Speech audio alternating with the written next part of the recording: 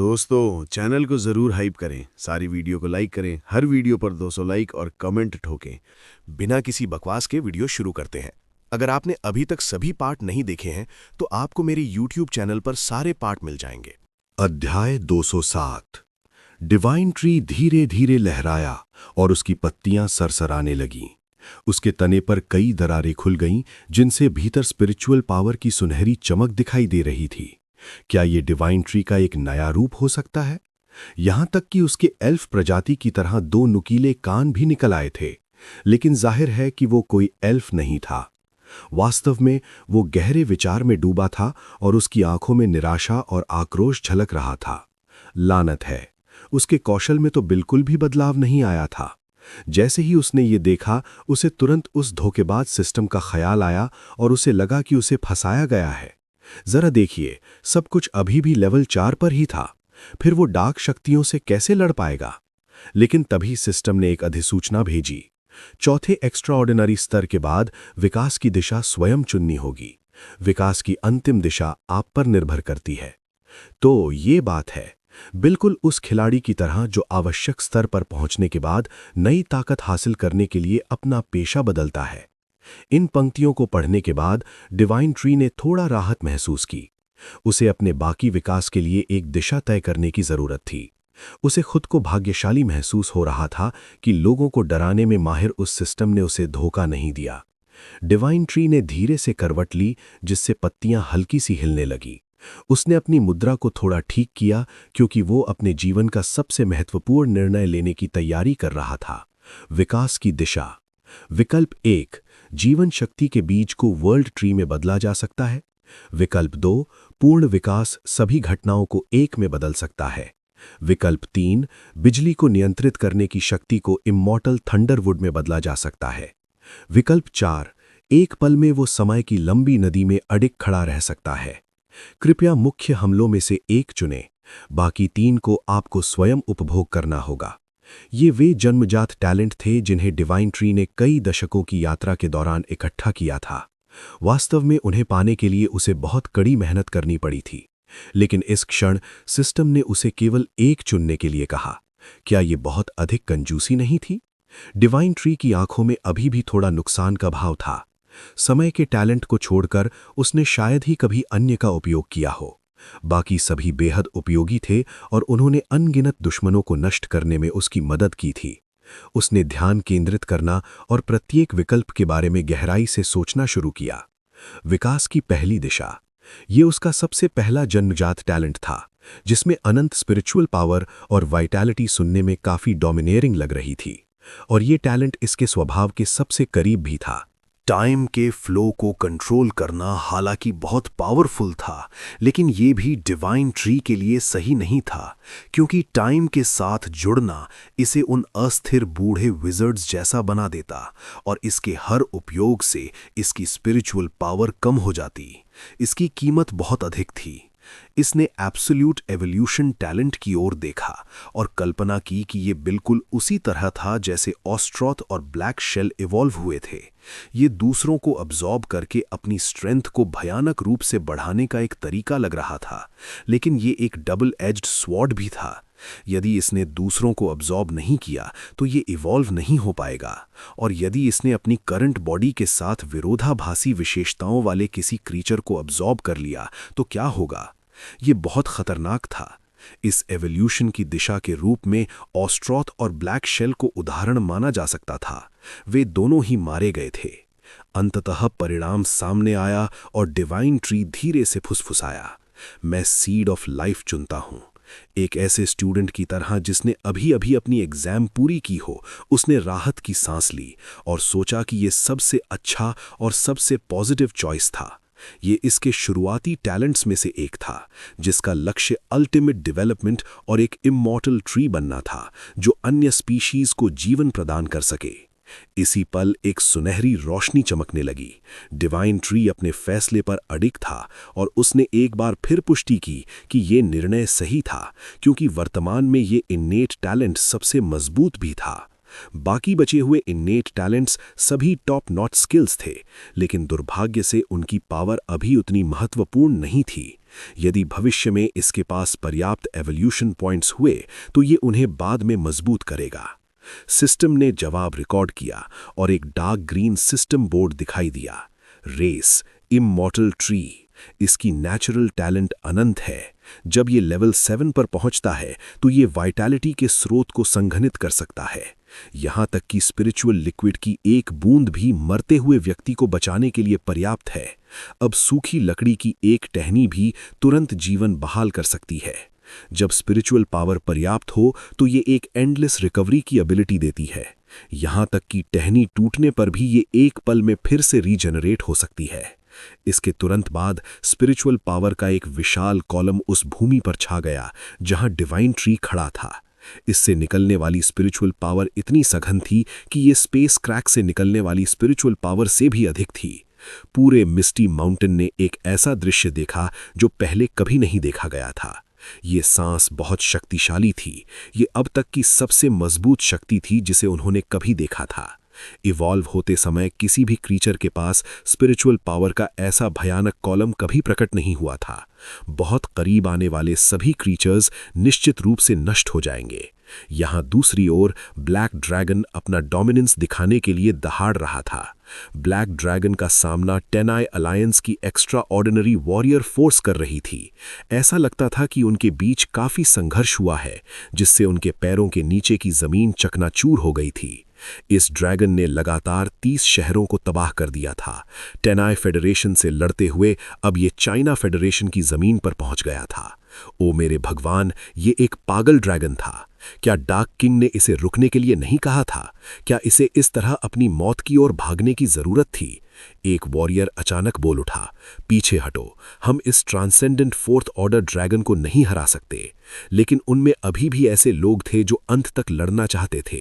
वे पीछे छूटे शहरों को लेकर चिंतित थे, क्योंकि अगर रक्षा की ये रेखा टूट गई तो लाखों लोग इस ड्रैगन द्वारा मारे जा सकते थे। महज कुछ ही दिनों में ये वॉरियर पीछे हटने से नहीं डरा था। ये बहुत बुद्धिमान था और जानता था कि पीछे उस व्यक्ति का स्थान है। उसने चिल्लाकर कहा, अभी पीछे हटो। इस शहर के पीछे म्यूटेंट ट्री का टेरिटरी है। इसे म्यूटेंट ट्री के साथ लड़ने दो। सौभाग्य से चाइना फेडरेशन के पास अभी भी एक ऐसा पावर हाउस था जो ऐसी परिस्थितियों में चारों दिशाओं पर हावी होने में सक्षम था। वे अभी भी उस पर भरोसा कर सकते थे। सभी वॉरियर्स बिजली की गति से पीछे हट गए। वो पागल ड्रैगन एक बार फिर आग की लपटों में घिरे बर्बाद शहर के ऊपर मंडराया। उसे लगा कि ये बर्निंग सीन वास्तव में मानव दुनिया की एक उत्कृष्ट कृति थी। अगले शहर में वो कुछ नई स्किल्स का परीक्षण करेगा। आखिर उसने अभी अभी ढेर सारी अनयूज्ड स्किल्स के साथ ट्रांसेंडेंट फोर्थ ऑर्डर प्राप्त किया था। एक ऊंची इमारत पर बैंगनी रंग के हुडेड क्लोक पहने एक व्यक्ति चुपचाप उस ड्रैगन को देख रहा था। उसका पूरा शरीर ढका हुआ था और केवल बिना पलक झपकाए देखने वाली एक जोड़ी आंखें दिखाई दे रही थी। ये कौन था? ये एक महिला जैसी लग रही थी। क्या इस ड्रैगन को पता है कि वो डिवाइन ट्री के टेरिटरी में अतिक्रमण कर रहा है? बेशक वो जानता है, लेकिन इस मोड़ पर वो एक फोर्थ ऑर्डर म्यूटेंट क्रीचर बन चुका है, जिसके पास स्वर्ग और पृथ्वी को चकनाचूर करने वाली विनाशकारी शक्ति है। वो डार्क किंग के अलावा किसी से नहीं डरता। जैसे ही वो मिस्टी माउंटेन जंगल के किनारे के करीब उड़ा, वो जोर से दहाड़ा, हा, मैं अपने मास्टर के लिए तुम्हें मार डालूंगा, फिर मैं उस पर्पल पाइथन को हिसाब बराबर करने के लिए ढूंढूंगा। ऐसा लगता है कि इसे अभी भी नहीं पता कि वो पर्पल पाइथन खुद डिवाइन ट्री ही है। कितना मूर्ख ड्रैगन है। इसे जानना चाहिए कि जो क्रीचर्स पर्याप्त उच्च स्तर तक इवॉल्व हो चुके हैं, वे आसानी से एक निश्चित स्तर की आध्यात्मिक धारणा, स्पिरिचुअल परसेप्शन प्राप्त कर सकते हैं, जिससे वे अपने विरोधियों की स्पिरिचुअल ब्रेथ को आसानी से पहचान सकते हैं और अपने दुश्मनों की सटीक पहचान कर सकते हैं। दुर्भाग्य से शायद इस कमबख्त ड्रैगन की स्पिरिचुअल परसेप्शन की रेंज अभी भी बहुत कम है। भले ही वे दोनों फोर्थ ऑर्डर के हों, लेकिन डिवाइन ट्री स्पष्ट रूप से कहीं अधिक श्रेष्ठ क्षमताओं वाली एक उन्नत इकाई है। व्हाइट टाइगर और मिस्टी माउंटेन के अन्य बीस्ट्स स्पिरिचुअल टाइड की बारिश के बीच मूर्तियों की तरह शांत रहे। अचानक व्हाइट टाइगर को एक अजीब मौजूदगी का पता चलता है, एक ऐसी सांस जो उसके एलाई की नहीं है। वास्तव में एक ड्रैगन हवा में एक तुच्छ कीड़े की तरह उड़ रहा है और इल्यूजनरी फॉग की रेंज में आगे बढ़ रहा है। व्हाइट टाइगर ने बिना किसी भाव के बस इतना कहा, हर कोई मरेगा। नाइन टेल्ड फॉक्स ने अपनी आंखें बंद करके ध्यान करते हुए भी ये पहचान लिया है कि ये दुश्मन बहुत मजबूत है। इस बीच उनका मास्टर इवॉल्व हो रहा है और निश्चित रूप से डिवाइन ट्री अभी कोई एक्शन नहीं ले सकता क्योंकि वो इवॉल्व हो रहा है। इस बार ये एक वास्तविक एवोल्यूशन है जो मॉलिक्यूलर लेवल पर होने वाली एक प्रक्रिया है।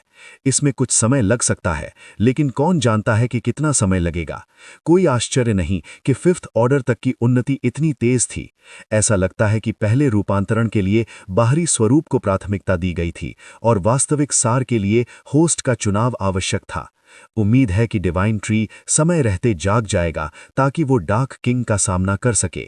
इसी क्षण डिवाइन ट्री के अन्य बीस्ट्स के बीच रेंगते हुए विशाल पैरों की एक जोड़ी हिली, जिससे चारों ओर एक शॉक वेव फैल गई। वो क्रोकोडाइल था, जिसे अब लावा ड्रैगन कहा जाना चाहिए। उसकी आंखें चमक उठी। उसने अपने साथियों की ओर मुड़ते हुए कहा, ठीक है, इसे मुझ पर छोड़ दो। नाइन टेल्ड फॉक्स ने यह सुना और कोई आपत्ति नहीं की। दुश्मन मजबूत है, लेकिन इतना भी नहीं, इसलिए लावा ड्रैगन जैसा कोई व्यक्ति लड़ने में सक्षम होना चाहिए। लेकिन अपने बाकी साथियों की जान बचाने के लिए उसने पूरे क्षेत्र को एक प्रोटेक्टिव बैरियर में बंद करने का फैसला किया और मन ही मन क्रोकोडाइल को एक संदेश भेजा, यदि तुम चाहो तो लड़ो। इस तरह लावा ड्रैगन अपने विशाल कदमों के साथ इस कल्टीवेशन एरिया से बाहर निकलने लगा। बेशक उसने धीरे और शालीनता से चलने की कोशिश की, क्योंकि उसका विशाल शरीर यदि दौड़ता तो जमीन हिल जाती और हर कोई प्रभावित होता। उस मैड ड्रैगन ने रुककर इस भूमि का निरीक्षण करना शुरू किया। हर तरफ कोहरा था। ये डिवाइन ट्री के जादू से भरा इल्यूजनरी फॉग था। लेकिन ये ड्रैगन इतना ऊंचा इवॉल्व हो चुका था कि उस पर अब इसका कोई असर नहीं हो रहा था। फिर भी ये नकारा नहीं जा सकता कि कोहरे की इन परतों ने उसे बेहद असहज महसूस कराया। इस समय उसे ऐसा भी महसूस हुआ जैसे वो अनगिनत ठंडी और पारखी आंखों से घिरा हुआ है, जो उसे इस तरह देख रही हैं जैसे किसी रईसों की पार्टी में घुसे हुए किसी फटे हाल नशेड़ी को। हाँ, शायद यही स्पिरिचुअल पावर को महसूस करने की एबिलिटी है। वास्तव में मिस्टी माउंटेन के सभी बीस्ट्स उसके अस्तित्व के बारे में जानते थे, क्योंकि उन्होंने अपना जादू छोड़ दिया था और दूर से ही उसकी जांच कर ली थी। मैड ड्रैगन गुस्सा हो गया और अपनी स्पिरिचुअल पावर को केंद्रित करने लगा। वो चिल्लाया, ये कोहरा सच में बहुत परेशान करने वाला है। फिर उसने सीधे आगे की ओर हमला किया, जिससे सारा धुंधला कोहरा तुरंत छट गया और सूरज की रोशनी में एक चमकता हुआ मिस्टी माउंटेन दिखाई देने लगा। वास्तव में अब ये बहुत अधिक आरामदायक महसूस हो रहा था। ड्रैगन ने थोड़ी ताज़ी हवा लेने की कोशिश की। कोहरा छटते ही मौजूदगी को भांपने की एबिलिटी और भी स्पष्ट हो गई, जिससे अचानक ब्लैक ड्रैगन चौंक गया। उसकी आंखों के सामने जमीन पर चलता हुआ एक ड्रैगन दिखाई दिया, जो न जाने कब से वहां था। इस समय दोनों ने बिना किसी आवाज के चुपचाप एक दूसरे को देखा। लावा ड्रैगन अच्छी तरह जानता था कि ये दुश्मन फोर्थ ऑर्डर तक पहुंच चुका है और एक शक्तिशाली इकाई है, लेकिन उसे लगा कि ये अपराजेय नहीं है। ऐसा सोचते हुए वो अपनी गहरी और सख्त आवाज में बोला, यहीं रुक जाओ, अब और आगे मत बढ़ो। मैड ड्रैगन एक पल के लिए दंग रह गया। उसने सोचा था कि ये व्यक्ति बाहर निकलकर उसे गाली देगा और हमला करेगा, फिर दोनों के बीच जबरदस्त लड़ाई होगी। उसने इसके इतने महान और सभ्य होने की उम्मीद नहीं की थी।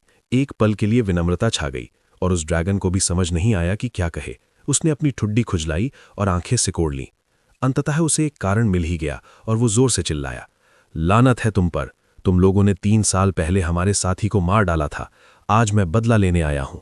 जैसे ही उसने बोलना बंद किया, स्पिरिचुअल पावर की एक भयानक लहर ब्लैक ड्रैगन के चेहरे से टकराई, क्योंकि लावा ड्रैगन ने अपनी स्पिरिचुअल पावर को पूरी तरह सक्रिय कर दिया था। लावा ड्रैगन दहाड़ा, क्या ऐसा है? तो फिर चलो लड़ते हैं।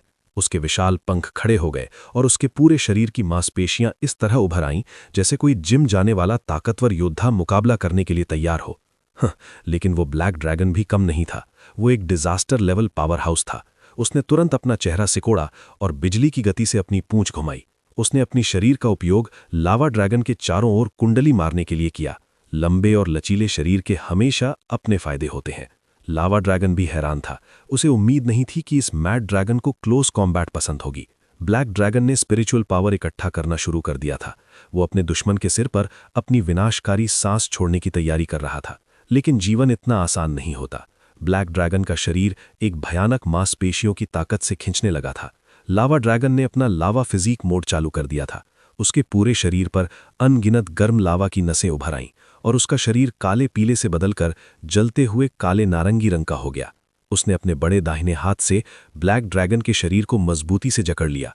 यदि वो क्लोज कॉम्बैट खेलना चाहता था तो वो मनोरंजन के लिए तैयार था। इस मोड़ पर लावा ड्रैगन के मुंह में भी गर्म लावा जैसी स्पिरिचुअल पावर का एक ढेर जमा हो गया था। दोनों ड्रैगन्स इस बात की प्रतियोगिता करने के लिए तैयार थे कि किसकी सांस अधिक शक्तिशाली और तीखी है। 1 सेकंड बाद मिस्टी माउंटेन में एक बहुत बड़ा धमाका हुआ जिसने आकाश और पृथ्वी को हिलाकर रख दिया। ये शक्ति एक पूरे शहर को उड़ा सकती थी और जमीन में 20 मीटर गहरा गड्ढा खोद सकती थी। जाहिर है पेड़ नष्ट हो जाएंगे और दृश्य बदल जाएगा, लेकिन 9 टेल्ड फॉक्स के प्रोटेक्टिव बैरियर के भीतर मौजूद सभी बीस्ट्स सुरक्षित रहेंगे। चैप्टर 207 समाप्त। लेकिन डिवाइन ट्री के प्रशंसकों के लिए एक छोटा सा सवाल। यदि आप डिवाइन ट्री की मुख्य सेनाओं में से एक होते तो आप कौन सा इन्नेट टैलेंट पाना चाहते? कृपया नीचे कमेंट करें। धन्यवाद। हाय दोस्तों, आप सबका साथ पाकर दिल से थैंक यू। अगला एपिसोड मिस नहीं करना चाहते तो हमारी इस छोटी सी फैमिली का हिस्सा बनो। अभी सब्सक्राइब करो और बेल आइकन दबाओ। आपके लाइक्स और कमेंट्स मुझे और भी कमाल का कंटेंट बनाने के लिए सुपर मोटिवेट करते हैं। फिर मिलेंगे दोस्तों, बाय बाय।